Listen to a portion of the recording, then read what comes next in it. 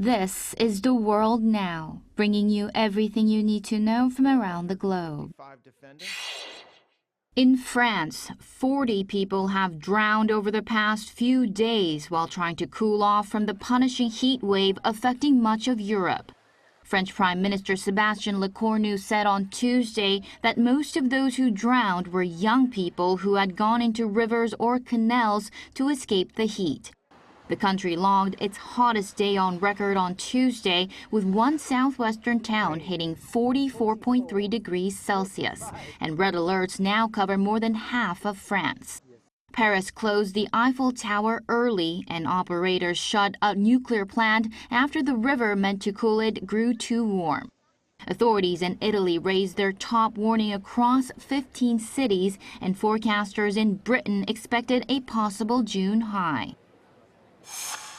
The United States has supplied doses of an experimental antibody drug for clinical trials against the worsening Ebola outbreak in the Democratic Republic of Congo. This comes as a reversal from its earlier stance of reserving the treatment for Americans only. The drug, made by San Diego-based MAP Biopharmaceutical, will be tested both on its own and alongside a Gilead antiviral widely used during the pandemic. There are no approved vaccines or treatments for the Bundibugyo strain, which has infected more than 1,000 people and killed over 250. Trials are due to begin within weeks through running them in a conflict zone, with frequent attacks on health workers will be difficult. In Nigeria, gunmen killed at least 20 people in a farming community in central Nigeria's Plateau State in the latest burst of violence to hit a region scarred by years of communal bloodshed.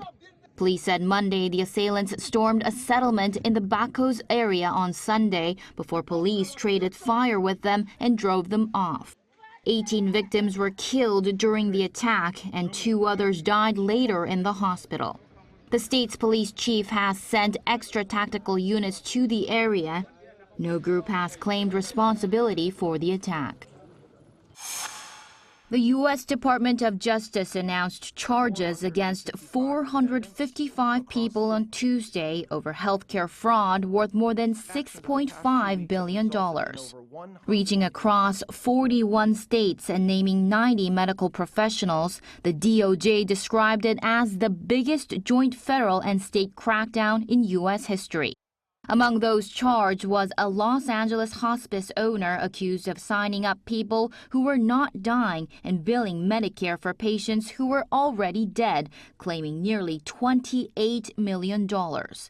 Investigators recovered more than $127 million in cash, high-end cars, and jewelry.